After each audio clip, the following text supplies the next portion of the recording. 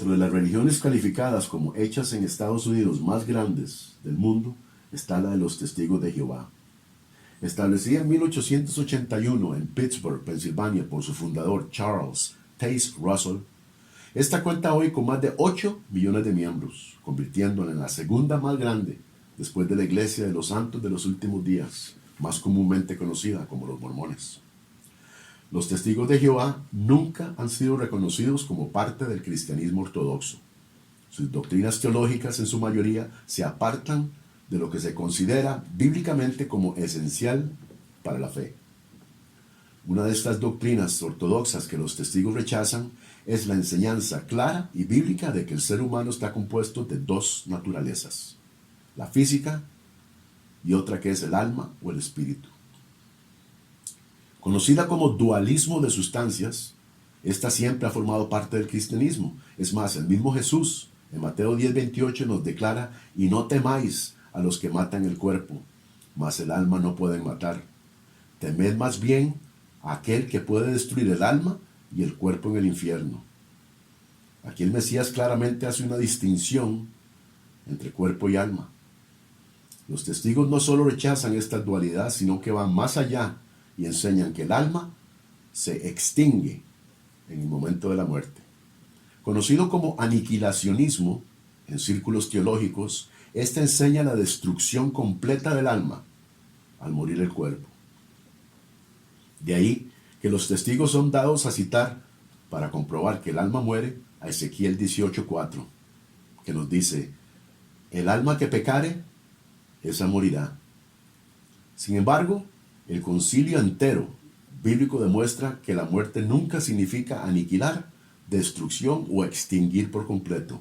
Más bien, lo que el texto bíblico afirma es que existe una separación del alma con el cuerpo en el momento de la muerte y que ésta sigue consciente.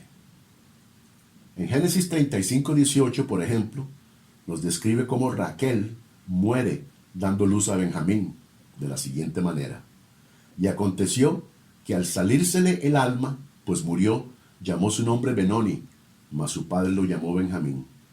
Que la muerte física implica la separación del alma del cuerpo está claro, pues fue al salírsele el alma que murió Raquel. En Santiago 2:26 se nos dice: porque como el cuerpo sin espíritu está muerto, así también la fe sin obras está muerta. Apocalipsis 6:9 al 11.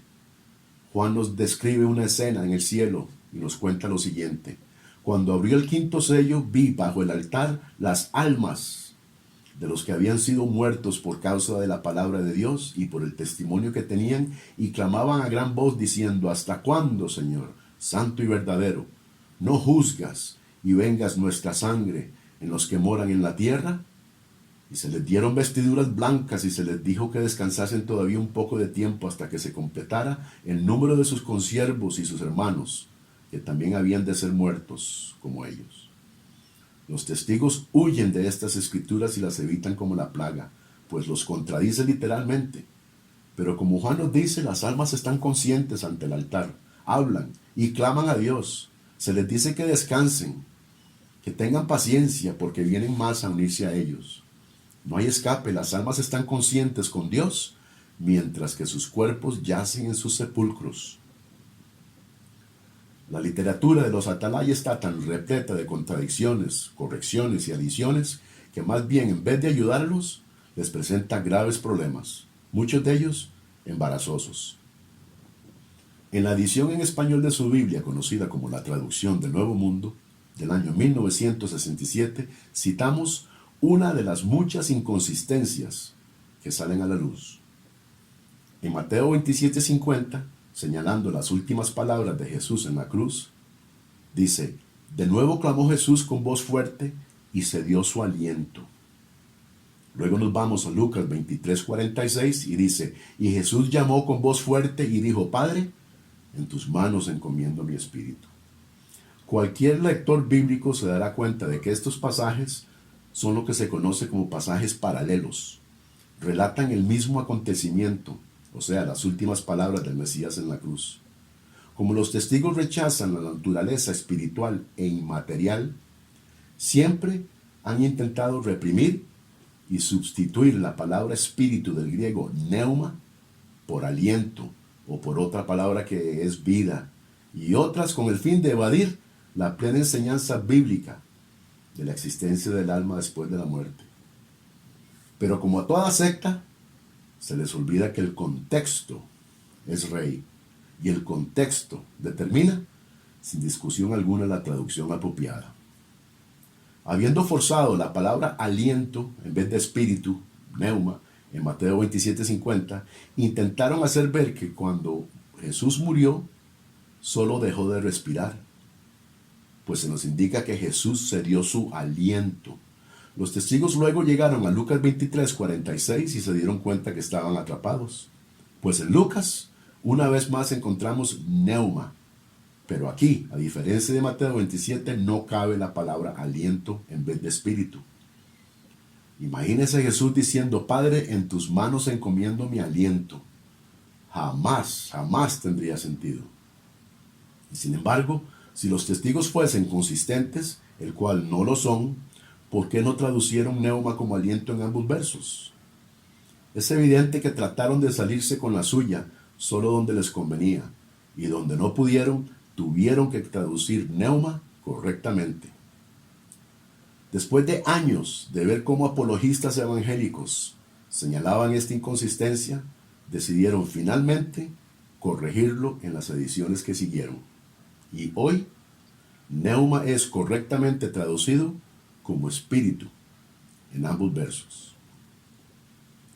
En Mateo 8:11, hablando proféticamente, el Mesías nos dice: y os digo que vendrán muchos del oriente y del occidente, y se sentarán con Abraham, e Isaac y Jacob en el reino de los cielos.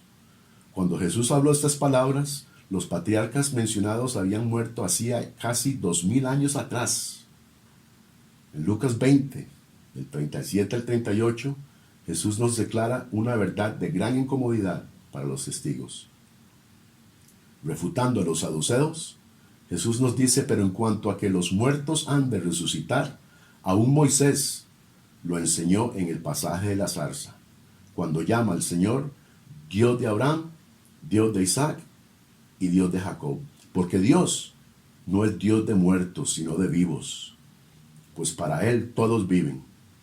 Una vez más, los testigos son defraudados en su teología. Los mismos patriarcas mencionados en Mateo 8, Abraham, Isaac y Jacob, que tenían siglos de haber sido sepultados, aquí son declarados como vivos. La única conclusión razonable es que estos patriarcas del Viejo Testamento poseían una naturaleza espiritual que trascendía la muerte física.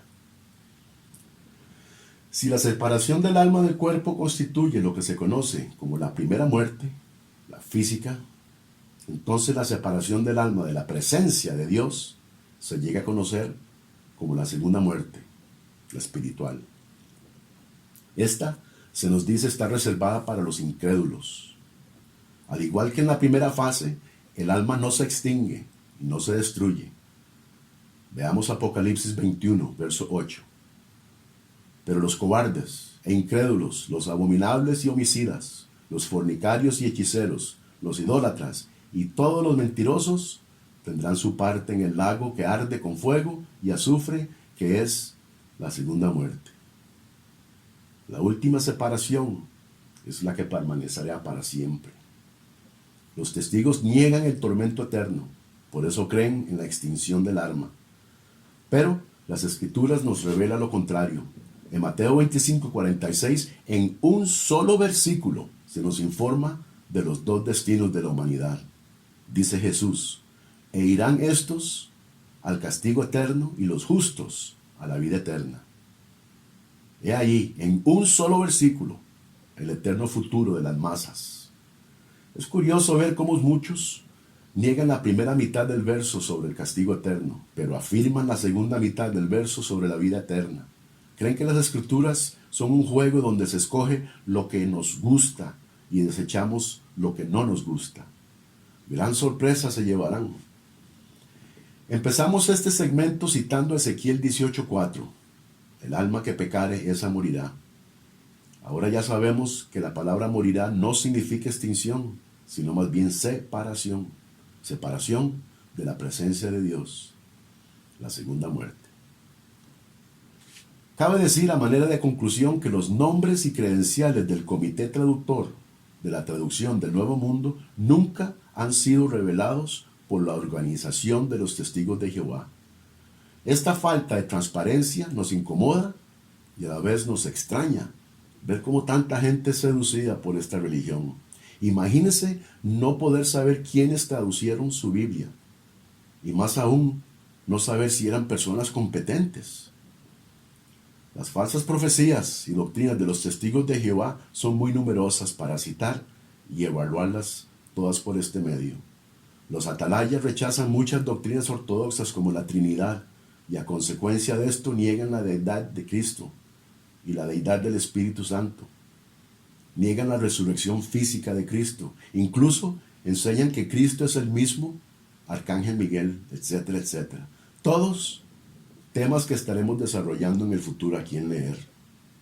Si usted es un miembro de esta secta o si está considerando unirse a ella y tiene preguntas o está inconforme con cualquier aspecto de su teología, nos puede contactar y estaremos a su servicio para responderle. El Cristo y el Evangelio que predica esta religión no son bíblicos. Y según Mateo 15:14, los ciegos que guían a ciegos, ambos caerán en el hoyo. Mi nombre es Eric Aguilar para Logos y Ética, Evidencias y Razones. Suscríbase a nuestro canal y forme parte de la discusión, polémica y disputas.